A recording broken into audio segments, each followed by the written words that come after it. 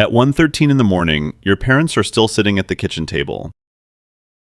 The electric bill is open beside a pen that barely works anymore. The washing machine gave out 3 days ago, so wet clothes are hanging over chairs and doorknobs all over the apartment. Your father keeps staring at the same numbers like they might change if he waits long enough. 2 more weeks, he says quietly. It can wait 2 more weeks. Your mother opens the coffee tin where cash is folded into different piles. Rent, gas, groceries. Every dollar already belongs to something before it even leaves her hand. You lie in bed, pretending to sleep, while the calculator clicks through the apartment, over and over again, like another heartbeat in the walls. Nobody says the word broke. They talk about timing instead, about getting through the month, about what can be delayed without something else falling apart behind it. That was the first thing you learned about money. Not wealth, not investing, not freedom. Containment. The machine was already running long before you understood what money actually was. And slowly, without anybody sitting you down to explain it, you started seeing life the same way they did. Not as experiences, not really. More like numbers that either fit together or don't. You became the kind of kid who checked the price tag before picking something up. The kind who watched his mother's face at grocery store checkouts before asking for cereal that wasn't on sale. You stopped bringing home field trip forms because you already knew how the conversation would end before it even started. Your father called overtime a blessing with the same tone other people used when talking about religion. You inherited caution before you inherited confidence. Your parents never taught you wealth because nobody had ever taught them. What they taught you was endurance, delay, how to survive embarrassment without reacting to it, how to pretend small portions were enough, how to say maybe later so many times that eventually it stopped sounding temporary. After enough years inside that atmosphere, the tension itself disappeared. It became normal. You only noticed things that threatened to disturb it. A late fee. A warning light on the car dashboard. A prescription that cost more than expected. That was when you started realizing your parents were never lazy. They were exhausted people trapped inside a machine that never allowed enough room for mistakes. Your father finally gets a raise when you're older. Nothing dramatic, just enough money for your parents to breathe differently for maybe a week or two. Your mother even talks about replacing the couch that sinks in the middle. Then the transmission dies in the car. Insurance premiums go up the next month. A medical deductible appears from nowhere after your father slips at work and needs scans done. And suddenly the raise is gone before your family ever really feels it. The machine consumed progress faster than your parents could experience it. That was the first rule. The second one arrived slower. Your parents did everything correctly. They paid the mortgage on time. They stayed employed. They avoided unnecessary risk. They stayed loyal to companies that would replace them inside a week if they disappeared tomorrow. 30 years passed like that. The house still mostly belonged to the bank. Their time belonged entirely to employers. Stability kept the lights on, but it never created freedom. It never created space. It never created ownership. You eventually realized they had optimized their entire lives around avoiding collapse. Not around expansion, around survival. They built lives designed to die safely. That realization stayed in your chest longer than you expected. Because underneath both of those rules was another one nobody talks about out loud. Scarcity reproduces itself. When money stays tight for long enough, every decision becomes defensive. You stop experimenting. You stop risking. You stop thinking in decades because you're too busy surviving the month. The machine rewards predictability. It punishes interruption. And over time, your parents became incredibly skilled at enduring conditions that never actually improved enough to change them. That was the part you couldn't stop thinking about. Your family did not fail. They were held permanently at the operating layer of the system. And somewhere in your late 20s, quietly, without announcing it to anyone, you started believing the only real escape was ownership. Not more effort. Ownership. Level 1. The responsible son. You get the stable job first because of course you do. Direct deposit every 2 weeks, healthcare, bills paid on time. Your mother introduces you to relatives with visible relief in her voice now. You help cover groceries sometimes. You pay for small emergencies before they become larger ones. From the outside, your life finally looks respectable. Controlled, predictable, safe. Exactly what your parents always wanted for you. But your time is completely attached to your paycheck. Every hour already belongs to something before the day even begins.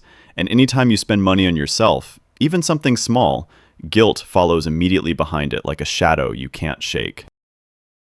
Responsibility can delay escape. You save consistently for over a year.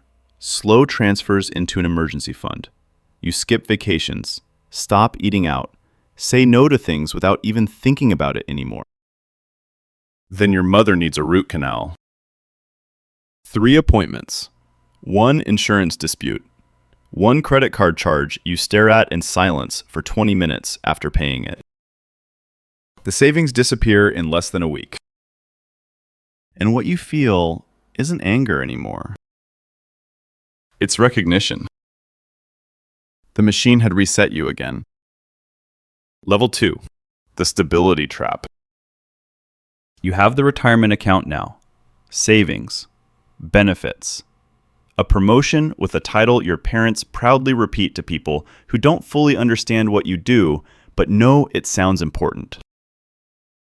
From the outside, your life finally looks successful. Then one night you open a retirement calculator and project your future all the way out. 67. 72. You stare at the screen long enough to realize what those numbers are actually describing. Not freedom. Managed exhaustion stretched carefully across 40 years. You realize you are building a life designed to arrive safely at the end, instead of one that ever truly belonged to you. A stable income can anesthetize ambition.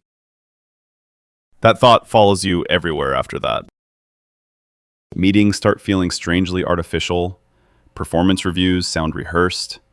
You sit in traffic watching office buildings glow in the distance and quietly wonder how many people inside them have already accepted lives they secretly stopped wanting years ago. And for the first time, stability itself begins to feel dangerous. Level 3. The first asset. The first time it happens, you think there's been some kind of mistake. You wake up, check your phone half asleep, and see $380 sitting there from something that made money while you weren't even awake to watch it happen. Not overtime. Not hourly work. Not another exhausted weekend traded away for extra cash. A system. Small. Fragile. Barely noticeable by most standards. But real. You refresh the dashboard 3 times that morning during a meeting and don't hear a single word anyone says around you. Your chest feels strange. Not excitement exactly. Something quieter than that. Disorientation. Because for the first time in your life, money moved without your physical presence attached to it. And once you see that happen even once, employment stops feeling permanent. You start studying leverage quietly. Late nights, tax structures, digital products, equity. You stop relating naturally to conversations built entirely around promotions and salaries. Friends talk about raises like they're life-changing. You nod along while secretly calculating how many systems you would need before your time stopped belonging completely to someone else. But the transition isn't clean. You choose the wrong business partner because he sounds confident and moves fast and reminds you of the kind of people who always seemed financially untouchable growing up. 8 months disappear. Not dramatically, worse than that. Slowly. Calls stop getting returned. Deadlines stretch. Revenue projections shrink until eventually the entire thing collapses, quietly enough that almost nobody notices except you. You keep going to work during the day while watching the numbers decay at night. You feel embarrassed in a way that's difficult to explain because technically nothing catastrophic happened. Your life still looks stable from the outside. But internally, something already shifted too far to reverse.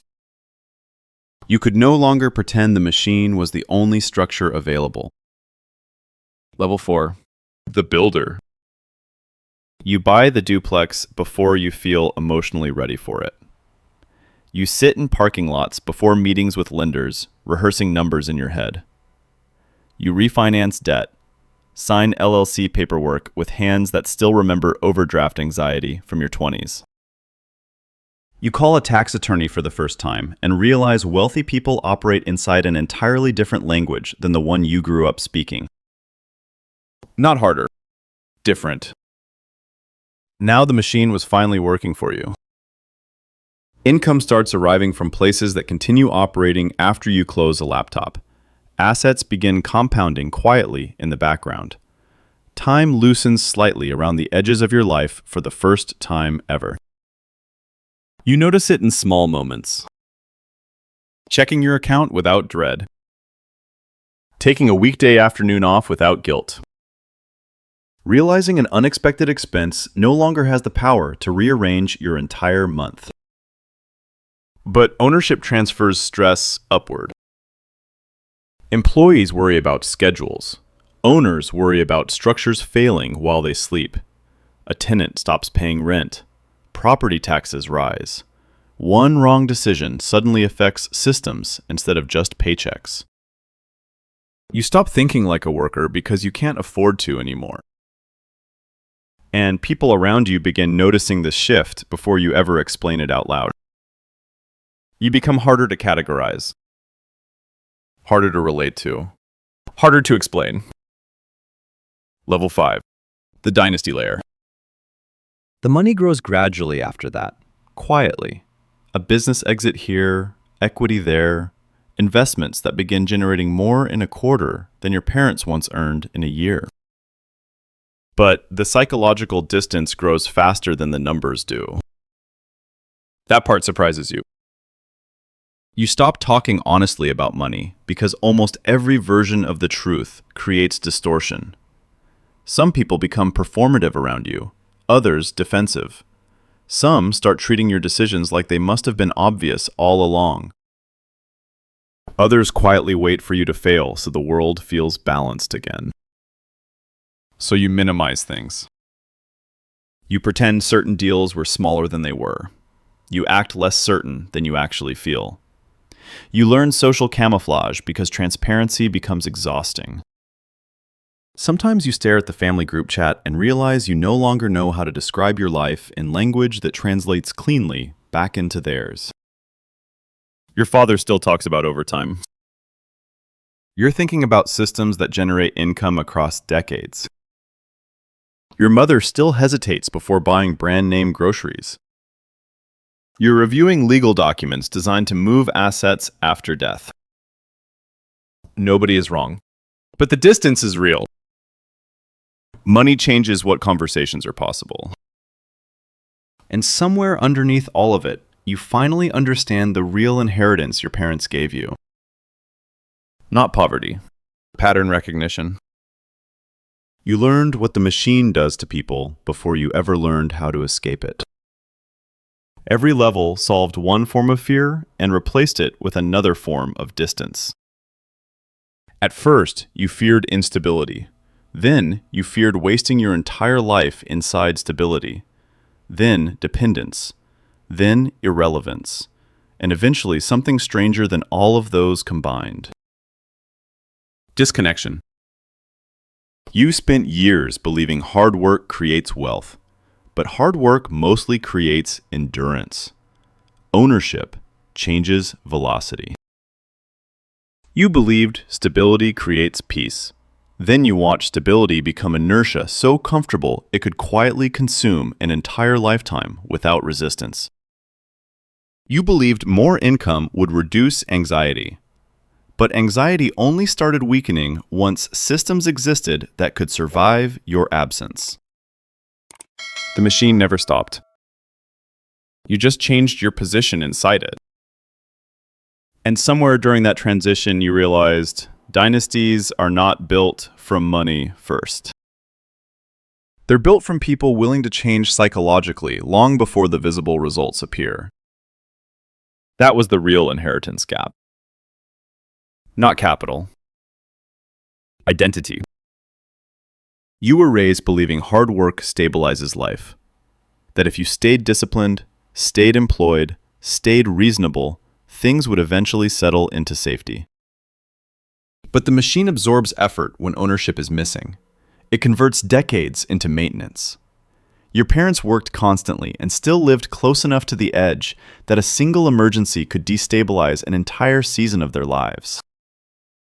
Then you believed saving money creates freedom. It doesn't. Saving preserves position. Assets expand position. There's a difference between protecting money and building structures that continue producing value while you're somewhere else entirely. But the hardest realization arrives later than the financial ones. Success does not automatically heal family tension. Your parents still hesitate before spending money. They still save containers, delay repairs, treat financial risk with the seriousness of people who once survived too close to the edge for too long. Even after conditions improve, the nervous system remembers. And eventually you realize something uncomfortable. You escaped financially before you escaped psychologically. That distance settles quietly between generations. Not hostile, not dramatic, just permanent. Because dynasty building doesn't only change bank accounts. It changes identity, relationships, reflexes, the way your body responds to uncertainty years after uncertainty technically ended. And eventually your mind drifts back to the kitchen table where all of this began. Your parents are older now, quieter. They still check prices at grocery stores even when they no longer need to. Your father still keeps envelopes full of receipts nobody will ever ask for again. And finally, after all the money, all the systems, all the years, you understand something simple. The dynasty did not begin when wealth appeared. It began with the first person who stopped living entirely inside survival mode. The machine compounds whatever enters it. Fear, discipline, ownership, distance. And after enough years, those things harden into structures strong enough to outlive the people who built them. Most people never notice the machine beneath ordinary life. If you have, subscribe. Most people never do.